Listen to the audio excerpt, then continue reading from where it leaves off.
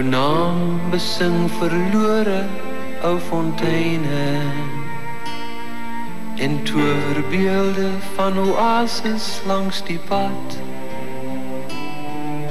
Maar veraan wys die torens van die myne. Jou skoonheid lê veel dieper in die hart. En ek onthou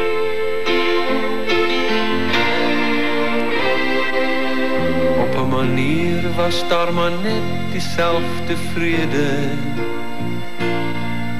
Die neig mos om te woon net waar hy wil. En daal ek af in skagte na benede. Die verlede word die rammelende ratte langsaam stil. En die dreuning in jou buik skud s'nags die mure en bring flitse van blou blitse in 'n skaag waar mans soos molle grou in die droomure en goud breek uit die brandkluis van die nag. En ek onthou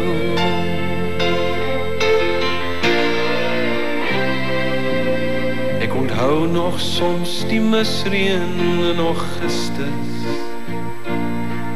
uit die newelige berge van die môr, die gelatenheid van mense wat gerus is maar bewus is.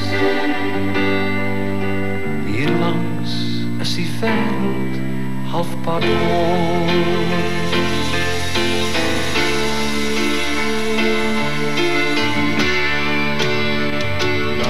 Was legendes van die vreemdste avonture,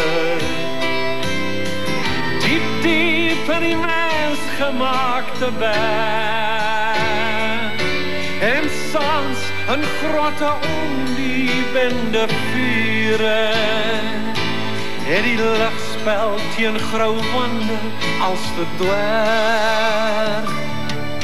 Daar was 'n huis met 'n kombuis en greinoutafel en 6 mense het gedeel in lief en leed. En mettertyd het alles uitgerafel, maar wat die leed was, het ek jare terug vergeet. Maar ek onthou en delf nog goud uit die verlede,